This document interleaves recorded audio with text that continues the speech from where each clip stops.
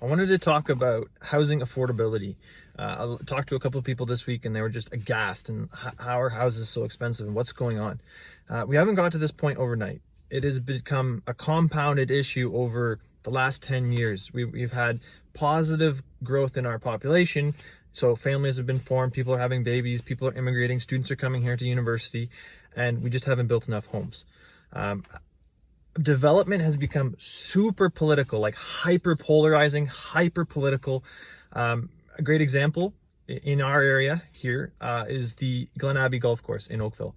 In Burlington, there was a freeze for a few years on development, like just total freeze until they could figure out a plan, and then they let it go again. But then there was a height restriction, and so they're always in court fighting back and forth, trying to get the proper density for these developers. And then in Hamilton, a great example would be 2 streets over, we have a totally abandoned school. Totally, like there's just crackheads living in it.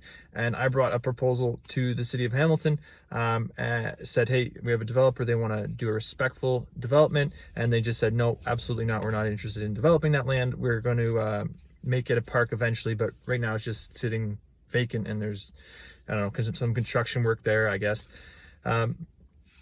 So this isn't overnight. Like, housing affordability is a issue that has happened, and it's not here just one day, oh snap, it's not affordable. This has been going on for 10 years. And so the Doug Ford government just issued a report. They kind of made a task force. I printed it, actually printed it by accident. I didn't even mean to.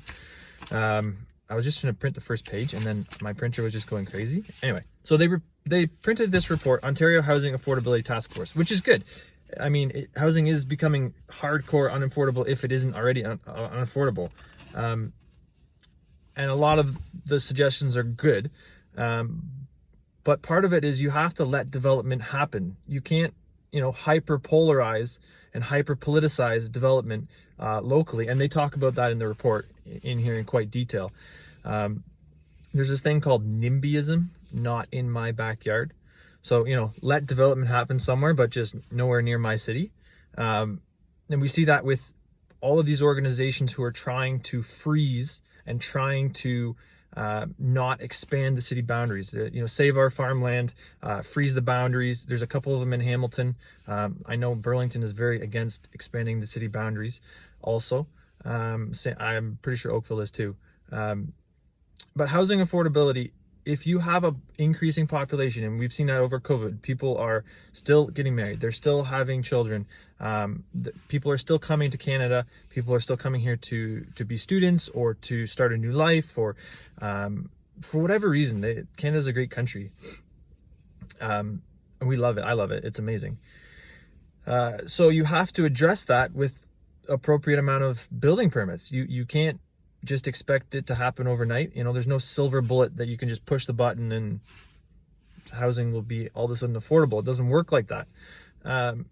So we have to unhyperpolarize or unpoliticize something that's become really political, which is frustrating for a lot of people in real estate, that it's become so political.